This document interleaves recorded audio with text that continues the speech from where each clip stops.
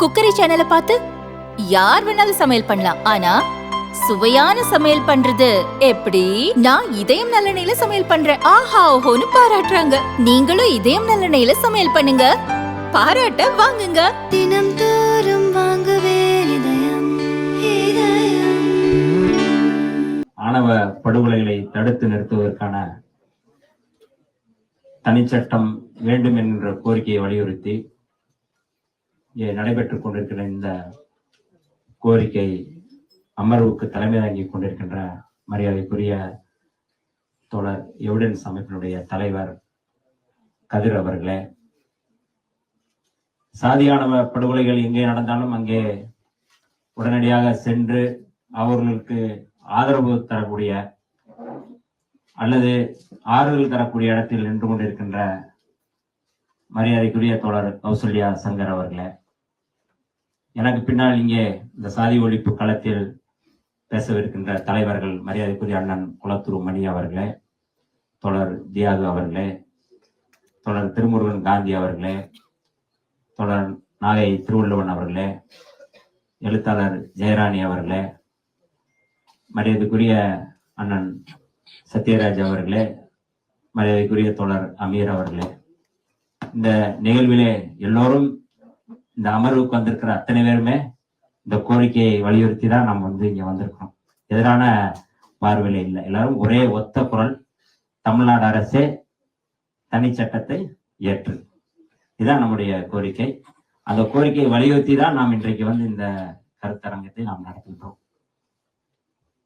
இதே கோரிக்கையை வேற விதமாகவும் இன்னைக்கு என்ன விதமான கோரிக்கை வைக்கிறான்னா, கவின் படுகொலை நடந்த உடனே விடுதலை சிறுத்தைகளும் போராட்டம் நடத்தினோம், மற்ற கட்சியை சேர்ந்தவர்களும் அங்கே போராட்டம் நடத்தினார்கள். இன்றைக்கு இந்த களத்திலே இடதுசாரிகள், அதாவது தொடர்ச்சியா சிபிஎம்னுடைய தீண்டாமை ஒழிப்பு முன்னணி இந்த சாதி ஆணவ படுகொலைகளை தடுத்து நிறுத்துவதற்கு தனிச்சட்டம் வேண்டும் என்று நடைபயணம்லாம் வைத்தார்கள். நாங்களும் அதில் கலந்து கொண்டோம். அதே போல அண்ணன் திராவிட விடுதலை கழகம் தலைவர் மரியாதைக்குரிய அண்ணன் குளத்தூர் மணி அவர்களுடைய தலைமையில தமிழ்நாடு முழுக்க இது குறித்து ஒரு பரப்புரை செய்தார்கள். இன்னமும் கூடுதலாக எவிடன்ஸ் அமைப்பு சாதி மறுப்பு திருமணம் செய்ய விரும்புகிறவர்கள் அங்க போனாங்கன்னா அந்த திருமணத்தை செய்து முடிச்சும் தர்றாங்க, அதுக்கான வாய்ப்பையும் தர்றாங்க. ஆனால் குளத்திருமணியினுடைய அலுவலகத்துக்கு போனாலும் அந்த வாய்ப்பு கிடைக்குது. அதே போல மக்கள் மன்றம் அமைப்புக்கு போனாலும் அது கிடைக்குது.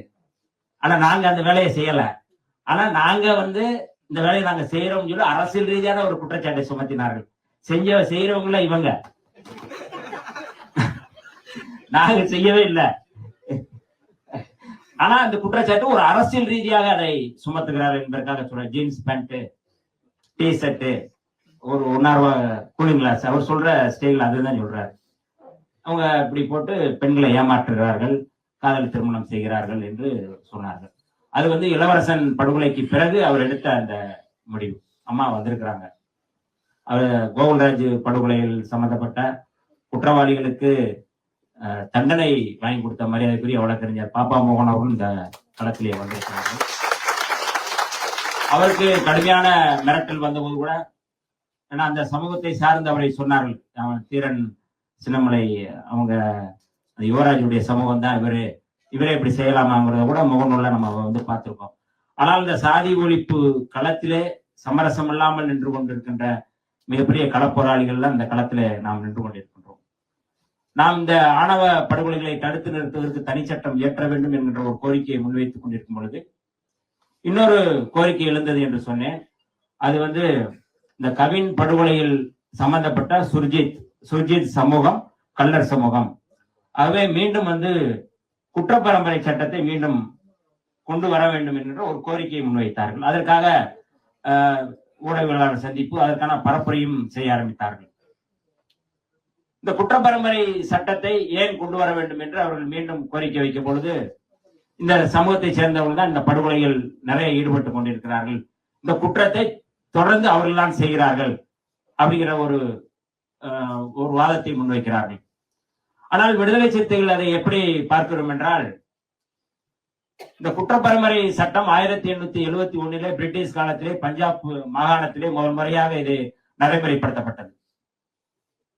அந்த சட்டத்தின் அடிப்படையில மொத்தம் இந்தியா முழுக்க ஒரு 213 சாதிகள் ஒருங்கிணைக்கப்பட்டது. இந்த குற்றம் செய்யறாங்க அவங்க ஒரு சாதிகளை ஒருங்கிணைக்கிறாங்க.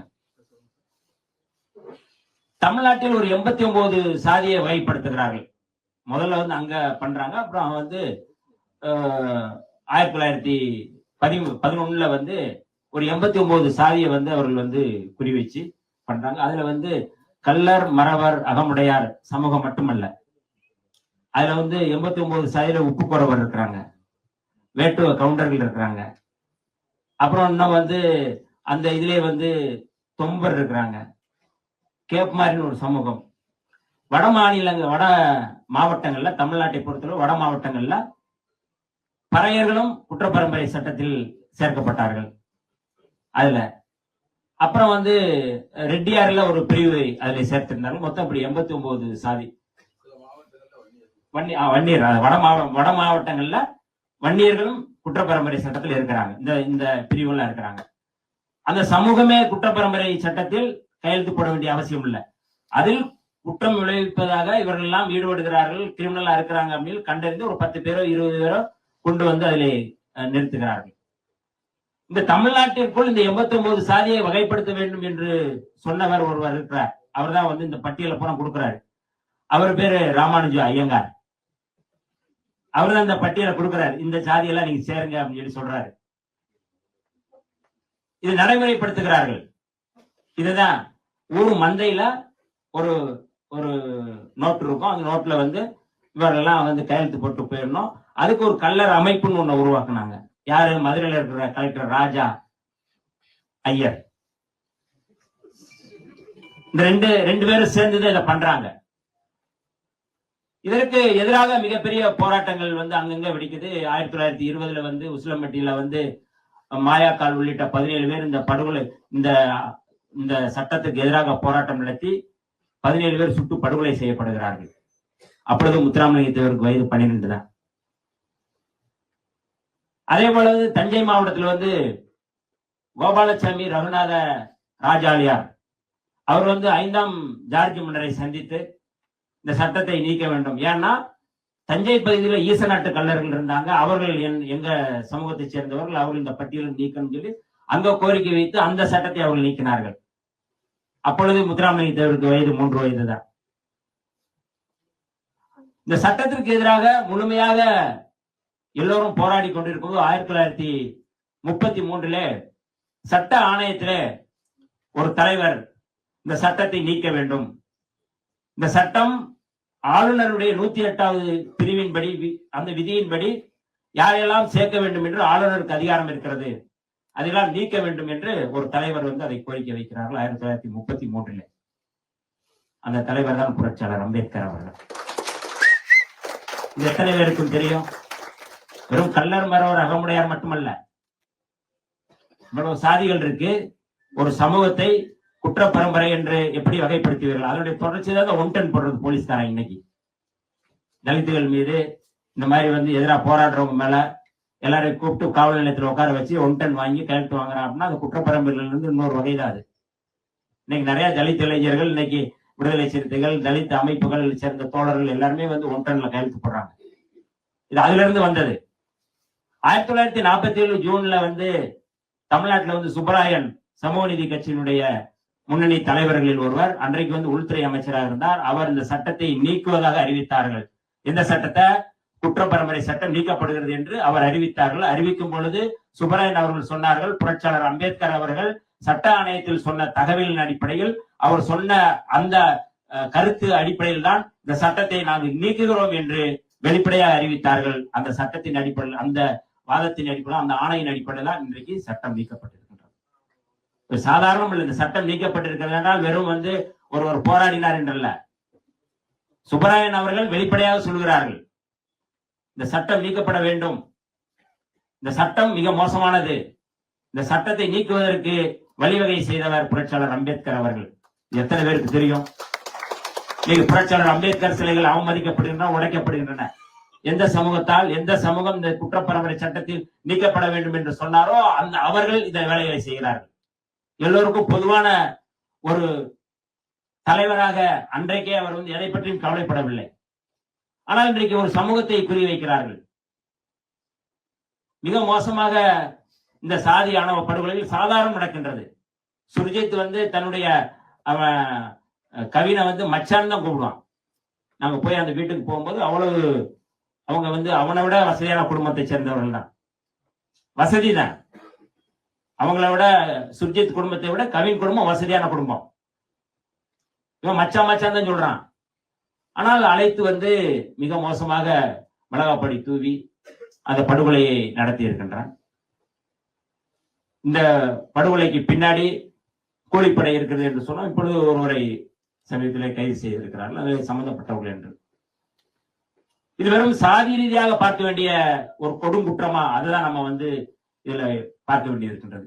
இந்த படுகொலை எங்கிருந்து தொடங்குகின்றது? வரலாற்று நெடுக நம்ம பார்க்கலாம். 18ஆம் நூற்றிலே முத்துப்பட்டன் என்கின்ற ஒருவன், அவன் பார்ப்பன சமூகத்தை சேர்ந்தவன். அவன் வந்து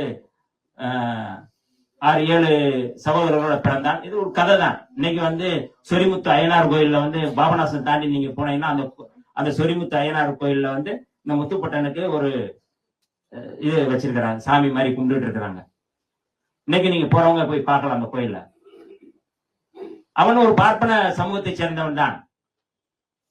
அவன் வரும்பொழுது பொம்மக்கா திம்மக்கா என்கின்ற 2 சகோதரிகளை பார்த்து அவர்கள் சக்கிலியர் குடும்பத்தை சேர்ந்தவன். அந்த கதையிலே நான் வானமாமலை அவர்கள் இந்த கதையை சொல்லுகிறார். இவர் அதை விரும்புகிறான். விரும்பும் போது அவங்க குடும்பத்திலிருந்து அதை எதிர்ப்பு தெரிவிக்கிறார்கள். எப்படி நீங்க வந்து கல்யாணம் முடிப்பீங்க? ஆனால் மீறி அதை 2 பேரையும் திருமணம் செய்துவிட்டு அவன் குடும்பம் நடத்துகிறான். வழக்கம் போல நயவஞ்சகமாக முத்துப்பட்டன் வந்து படுகொலை செய்யப்படுகிறான். ஆனால் அந்த கதையிலே கொலை செய்பவர்கள் யார் என்றால் அருந்தையர் குடும்பத்தை சேர்ந்த அவருடைய தந்தையை கொலை செய்ததாகத்தான் அதில் காட்டுகிறார்கள். ஆனால் அந்த கொலையை செய்ய தூண்டியது யார் அப்படின்னா அந்த பார்ப்பனர்கள் தான் பின்னாடி இருந்து அதை செய்கிறார்கள் என்று நாம் தெரிய வேண்டியிருக்கிறது. அதே போல மதுரை வீரன் கதையும் நாம் அப்படித்தான் பார்க்கின்றோம். மார்கை வாங்குகிறான். அவர் ஒரு அருந்தையர் சமூகத்தை சேர்ந்தவர். ஒரு அரச குடும்பத்தை திருமணம் செய்தார் என்பதற்காக மார்கை வாங்கி ஒரு தண்டனை கொடுக்கிறார்கள். தோழர்களே, இந்த சம்பவம் அதற்கு முன்பு ராமாயணத்திலே வருகின்ற ஒரு கதை. புரட்சியாளர் அம்பேத்கர் அவர்கள் இந்து மதத்தின் புதிர்கள் என்கின்ற நூலிலே அது குறித்து மிக தெளிவாக இன்னைக்கு வந்து ராமாயணத்தை பத்தி எல்லாம் பேசுறாங்க. இன்னைக்கு பாரதிய ஜனதா, RSS, சங் பரிவார் அமைப்புகள் பல்வேறு வகையிலே ராமாயணத்தை கதையாக அவர்கள் வந்து பாட்டாக அதை வந்து திரைப்படமாக்கி கொண்டிருக்கிறார்கள். டிவி சீரியல்ல பண்ணிட்டு இருக்காங்க. நம்ம சன் டிவியில கூட அதை போடுறாங்க. இந்த மாதிரி நச்சு கருத்துக்களை தெளிவாக அதை பரப்பி வருகிறார்கள். ராஜமௌலின் ஒரு டைரக்டர் கூட இப்ப சமீபத்தில் வந்து ராமாயணத்தை தழுவிதான் அவர் வந்து படையெடுத்தார். ராமாயணத்தில் வருகின்ற மிக முக்கியமான அந்த கதாபாத்திரம், அந்த மாளிகைக்கு வெளியிலே ஒரு பார்ப்பனர் தன்னுடைய குழந்தை, செத்து போன குழந்தையை மடியில வைத்துக் கொண்டு, ராமா உன்னுடைய ஆட்சி கெட்டு போய்விட்டது, உன்னுடைய ஆட்சி மிக மோசமாகி கொண்டிருக்கிறது என்று ராமனை பார்த்து கேட்டபோது ராமன் வெளியிலே வருகிறார். என்ன ஆட்சி என்று கேட்கிறார்கள். கேட்கும் பொழுது உன்னுடைய ஆட்சி மிக மோசமாக போய் கொண்டிருக்கின்றது, குலம் தர்மம் மாதிரி வேலைகள் நடந்து கொண்டிருக்கிறது, தர்மம் மாதிரி மிக மோசமான செயல்கள் எல்லாம் செய்து கொண்டிருக்கிறார்கள் என்று சொன்ன பொழுது என்ன நடக்கிறது என்று கேட்கிறார். நீங்க காட்டுல போய் பாருங்க என்று சொல்லுகிறார் அந்த பார்ப்பனர். இவர் வாள் எடுத்து குதிரையில ஏறி அந்த காடுகளுக்கு சுத்துகிறான். ஒரு மரக்கிளையிலே தலைகளாக தொங்கிக் கொண்டிருக்கிறான். ராமன் கேட்கிறான், நீ யார் என்று கேட்கிறார். நீ என்ன செய்து கொண்டிருக்கிறாய் என்றால், நான் வந்து தவம் செய்து கொண்டிருக்கிறேன் என்று சொல்கிறான். உன்னுடைய பெயர் என்ன என்றால் சம்புகன். உன்னுடைய சாதி என்ன என்றால் அவன் சொல்கிறான், நான் என்னுடைய சாதி வந்து வேட்டுவ சமூகம், அதாவது பழங்குடி சமூகம் என்று சொல்கிறான். ராமன் கீழ் சாதிக்காரனா, நீ வந்து எப்படி வந்து ஜாதி மாதிரி எப்படி வந்து இந்த தர்மத்தை செய்ய முடியும்? அந்தந்த சாதிக்கென்று ஒரு தர்மம் இருக்கின்றது, நீ ஜாதி மாதிரி இந்த தர்மத்தை எப்படி செய்ய முடியும் என்று சொல்லி வாள் எடுத்து அவனை தலையை வெட்டி படுகொலை செய்கிறான். அந்த ரத்தம் வந்து அந்த குழந்தைக்கு தெரித்த பிறகு அந்த குழந்தை உயிர்ப்பித்ததாக அந்த கதையிலே சொல்லப்படுகின்றது. சாதி மாறி திருமணம் செய்தாலோ அல்லது சாதி மாறி இந்த மாதிரி தவம் செய்தாலோ படுகொலை செய்ய வேண்டும் என்று ராமாயணத்தில் சொல்லப்பட்டிருக்கின்றது. இந்து தர்மம் அதுதான் சனாதனம். இந்து மதத்தில் இருக்கின்ற அந்த வர்ணாசிரமத்தை பாதுகாக்க வேண்டும் என்பதுதான் ராமாயணத்தினுடைய கதை. அந்த ராமாயணத்துடைய துணை கதை தான் மகாபாரதம். அதுதான் 4 வர்ணங்களை நானே படைத்தேன் என்று பரமாத்மா மூல கிருஷ்ண பரமாத்மா மூல சொல்லப்பட்டது. இந்த 2 கதைகளையும் வைத்துக் கொண்டுதான் இன்றைக்கு இந்த படுகொலைகளை நியாயப்படுத்தி வருகிறார்கள். இந்து மதத்தில் சாதி மாறி திருமணம் செய்தால் படுகொலை செய்ய வேண்டும் என்று ராமன் சொல்லி இருக்கின்றான். ஆகவே இந்த படுகொலை செய்கிறோம். இது காலங்காலமாக சொல்லப்பட்ட கதை. வெறும் நீங்க கொலை செய்யறா அப்படின்னா இந்த கொலையை சும்மா சாதாரணமா செஞ்சுட்டு போல. இந்த கொலைகளுக்கு பின்னாடி, இந்த ஆணவ படுகொலைக்கு பின்னாடி ஒரு கோட்பாடு இருக்கின்றது. அந்த கோட்பாடு தான் சனாதன கோட்பாடு. அந்த கோட்பாடு தான் வர்ணாசிரம கோட்பாடு. அந்த கோட்பாட்டை நாம் அழித்தொழிக்க வேண்டும். அதுதான் புரட்சியாளர் அம்பேத்கர் அவர்கள் சொன்னார்கள். இந்து மதம் அழிக்கப்பட வேண்டிய மதம். இந்து மதத்தில் சமத்துவம் இல்லை. இந்து மதத்தில் எப்பொழுதுமே சமூக நீதி இல்லை. ஆகவேதான் இந்து மதத்திற்கு எதிராக அவர் மதமா இருக்கிறார். ஆக இந்த படுகொலை எங்கிருந்து தொடங்குகின்றது? அவர் இந்த கோட்பாட்டை, வர்ணாசிரமத்தை பாதுகாக்க வேண்டும். இது அவருடைய நுட்பமான அரசியல். ராமன் பார்ப்பனர் அல்ல, ஆனால் பார்ப்பனர்களுக்காக அந்த படுகொலை செய்கிறார். ராமதாஸ் பார்ப்பனர் அல்ல, ஆனால் பார்ப்பனருடைய இந்த கருத்தியலுக்காக அவர் படுகொலை செய்கிறார். படுகொலை செய்ய தூண்டுகிறார். 2 ஒன்றுதான். ராமனும் ஒன்றுதான், ராமதாசும் ஒன்றுதான். நான் கருத்தியல் ரீதியா சொல்றேன். நான் ராமன் பார்ப்பனர் அல்ல, ஆனா பார்ப்பனர்களுக்காக அந்த படுகொலையை செய்கிறான். மருத்துவர் ராமதாஸ் அவர்கள் பார்ப்பனர் அல்ல, ஆனால் பார்ப்பனர்களுடைய இந்த கருத்தியலை நடைமுறைப்படுத்துவதற்காக இந்த வேலையை செய்கிறார்கள். வெறும் அது ராமதாஸோடு மட்டும் நான் முடிக்கவில்லை. இதை அதனுடைய தொடர்ச்சி இன்றைக்கு நிறைய இருக்கிறார். இந்த கருத்தியலை உள்வாங்கிக் கொள்கிறார்கள். இந்த கருத்தியலை உள்வாங்கிக் கொண்டுதான் இந்த களத்திலே அவர்கள் இந்த படுகொலைகளை செய்கிறார்கள். ஆக இன்றைக்கு நடக்கின்ற இந்த போராட்டம் வெறுமனே நீங்க ஒரு அரசியலோடு அதோடு மட்டும் முடிச்சு விட முடியாது. இந்த சாதி ஆணவ படுகொலைகளை தடுத்து நிறுத்துவதற்கான தனி சட்டம் இந்தியா முழுக்க வேண்டும். ஏன்னா தமிழ்நாட்டில் மட்டும் இந்த படுகொலை நடக்கல, இந்தியா முழுக்க இந்த படுகொலைகள் நடக்கின்றது. அதுதான் எங்களுடைய தலைவர் எழுச்சி தமிழர் தொல்காப்பியன் திருமாவளவன் அவர்கள் நாடாளுமன்றத்திலேயே இந்த சாதி ஆணவ படுகொலைகளை தடுத்து நிறுத்த தனி சட்டம் வேண்டும் என்ற கோரிக்கையை நாம் வைக்கின்றோம். தமிழ்நாட்டிலும் அது தேவை. சமீபத்தில் இடதுசாரி தலைவர்களோடு எங்களுடைய தலைவர்களும் சந்தித்து, முதலமைச்சரை சந்தித்து இந்த சாதி ஆணவ படுகொலைகளை தடுத்து நிறுத்துவதில் தனி சட்டம் வேண்டும் என்று கோரிக்கை வைத்தோம். ஆனால் அவர் அங்கே ஒரு இறுக்கம் இருப்பதை நாம் புரிந்து கொள்ள முடிகின்றது. ஏன்னா நம்ம இந்த சாதி ஆணவ படுகொலைகளை தடுத்து நிறுத்தும் தனி சட்டம் ஏற்றுனா தலித் அல்லாத மற்ற சமூகத்தில் என்னவா நினைப்பார்கள் அப்படிங்கிறத இருக்கலாம். ஆனால் இந்த சாதி ஆணவ படுகொலைகளை தடுத்து நிறுத்துவதற்கான தனி சட்டம் வேண்டும் என்பதோடு இன்னொரு கருத்தையும் இங்கே முன்வைக்கிறார்கள். ஏற்கனவே SC/ST ஆக்ட் இருக்கு, அதே போதும், இந்த தனி சட்டம் வேண்டாம் என்கின்ற ஒரு பார்வையும் முன்வைக்கிறார்கள். தொடர்கள் 2க்குமான வித்தியாசத்தை நம்முடைய தொடர் எவிடன்ஸ் கதிர் அவர்கள் விளக்கி இருந்தார்கள். இந்த ஆணவ படுகொலைகளை தடுப்பு தனி சட்டம் கொண்டு வந்தால் இன்றைக்கு எப்படி பிற்படுத்தப்பட்ட சமூகத்திற்குள்ளே ஒரு ஒருங்கிணைவு இல்லை. சாதி மாறி அங்கேயும் சாதி மாறி திருமணம் செய்தால் அங்கேயும் படுகொலை செய்யப்படுகிறார்கள். சாதி மாறி யார் திருமணம் செய்தாலும் படுகொலை செய்யப்படுவார்கள். இதுதான் வர்ணாசிரமம், இதுதான் சனாதனம். படுகொலை செய்யப்படல இல்ல FC இப்படி எந்த சமூகத்துக்குள்ள நீங்க சாதி மாறினாலே படுகொலை தான். அப்ப சாதி மாறக்கூடாது, அந்தந்த சாதி அந்தந்த தொழிலை செய்யணும். இதுதான் அந்த சனாதனத்துடைய, அந்த வர்ணாசிரமத்துடைய மிக நுட்பமான கோட்பாடு. அப்ப இந்த பின்னணியில் இன்றைக்கு SC/ST ஆக்ட் அப்படிங்கிறது தனி. நாம் அதை புரிந்து கொள்ள வேண்டியிருக்கு. இதுவே போதும். 302 வழக்கு இப்ப சங்கர் படுகொலை செய்யப்படுவதற்கு பிறகு அதுக்கு பதில் கௌசல்யா கொல்லப்பட்டிருந்தார், SC/ST ஆக்ட் அதில் பொருந்தாது என்று சொன்னார் நம்முடைய கதிர் தோழர். ஆனால் இந்த ஆணவ படுகொலையில் தடுப்பு சட்டம் வந்துவிட்டால் அதற்குள் எல்லாமே யார் பாதிக்கப்படுகிறார்களோ அவர்கள் இதை சட்டத்தின் அடிப்படையில் அவர்கள் கைது செய்யப்படுவார்கள். 1955 கொண்டு வரப்பட்ட அந்த சட்டம் தீண்டாமை ஒழிப்பு சட்டம் என்று நினைக்கின்றேன். 76 அது தீண்டாமை ஒழிப்பு சட்டமா வருது, பிசிஆர் ஆக்ட்.